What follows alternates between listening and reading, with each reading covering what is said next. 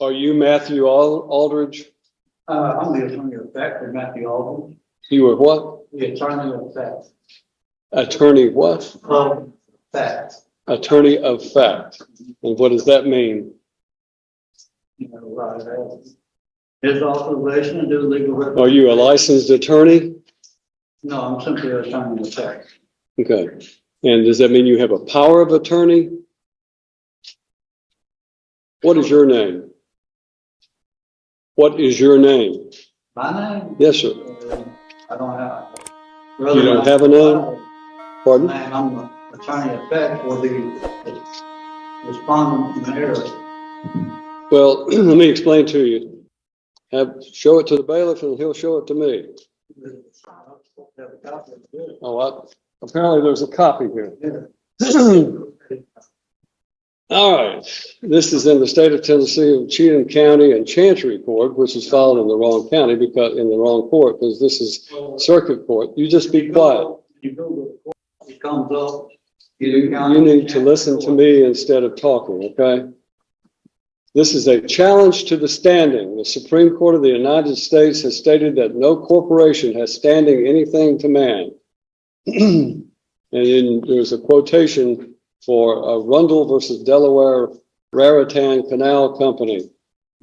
And then it said, as well as it being a maximum of law, citing certain Latin phrases, dissimilar things ought not to be joined by a definition of Black's Law Dictionary. So the respondent in error requires that the state of Tennessee Incorporated and Cheatham County Chancery Court prove their standing to proceed against a man in any court of law. You have 15 calendar days to prove your standing or forever yield to estoppel, waiver, and fraud, and cease and desist this proceeding immediately.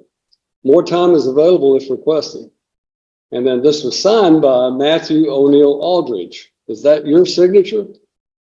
That's the respondent in error signature. All right. Well, I find that Matthew Neil Aldridge has failed to appear personally in this court for the plea day on his case, which was set for trial tomorrow. And as a result, you have no standing, sir, under what I know what you're trying to do is to try to use the sovereign citizen approach to this situation. And I'm simply telling you that you do not have the right to represent Matthew Neil Aldridge. If you are, in fact, Matthew Neil Aldridge, then you need to say so and stop this nonsense, because what you're attempting to do has no legal effect. You cannot challenge the criminal law or the jurisdiction of this court by simply filing some legal mumbo jumbo having to do with civil litigation. It is not a criminal case that you have cited. So it has no effect on this court regarding the criminal statutes of this court. This court is empowered under the Constitution of the United States of America and the Constitution of the state of Tennessee, and by the duly elected citizens of Cheatham County to empower and enforce the laws of the state of Tennessee. And that is what I'm going to go forward because of the fact that I have a conflict and I have to be in Stewart County on a civil matter. So we're going to assign a new trial date for Matthew Lynn Aldridge. We're going to need to set a trial date in July. All right.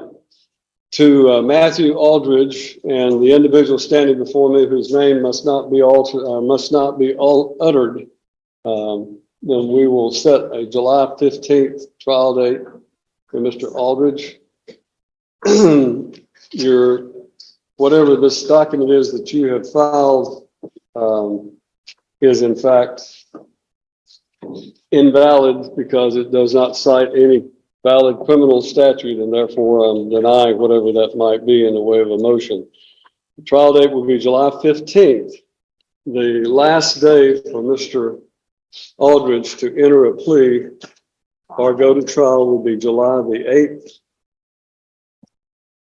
July the 8th. Now, we're going to give you a card. If you are, in fact, Matthew Aldridge and you're just playing games with the court regarding this nonsense that you filed, then you may get this card and you may go on about your business. If you are not Matthew Aldridge, then I would suggest to you, you relay to Mr. Aldridge that he must appear on July the 8th, or a bond revocation will take place, and his case will be will take place with him in jail, incarcerated on the 15th. That's the judgment of the court. You need to take your piece of paper and go on about your business. All right, 234150 is called the State of Texas versus Ray. That's you? Mr. Sir.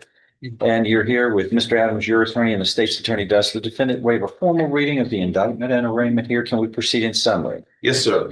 In summary, this indictment alleges that September 3rd, 2020 in Jefferson County, Texas, you committed the second-degree felony of indecency with a child. Do you understand what you were charged with? Yes, sir. If convicted, you face a term of not more than 20 years or less than 2 years in prison. In addition, a fine may be assessed not to exceed $10,000. Do you understand? A numerical, and I can't read Look at you. that you placed in that box. You would be placed in deferred or unadjudicated probation, fined $1,000, up to 10 years on probation. And there would be terms and conditions of probation, which are normal and customary. And there would be registration requirements under the sexual laws of the state of Texas that you must perform. Is that your understanding of the agreement? Yes, sir. If I follow this agreement, you have no right of appeal. Do you understand? Yes, sir. How do you plead to this? Guilty or not guilty? Guilty. Sir, Guilty. are you pleading guilty voluntarily? That is on your own free will and because you are guilty? That's some stuff. Are you pleading guilty on your own free will? Nobody forced you. Yes. You're pleading because you are guilty of what this alleges you did in the indictment. No. You didn't do this. You did commit Yeah. offense, right? Yeah. Yes, sir.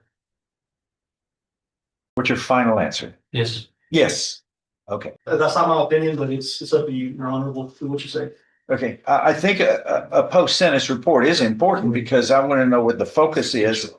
But I think that the general terms of probation that are normal and customary for this will be applicable. But if there are specific needs that need to be addressed, we can pick those up in a post-sentence report. Okay. Yes, Your Honor. Okay. State okay? Yep. All right. That's what we'll do.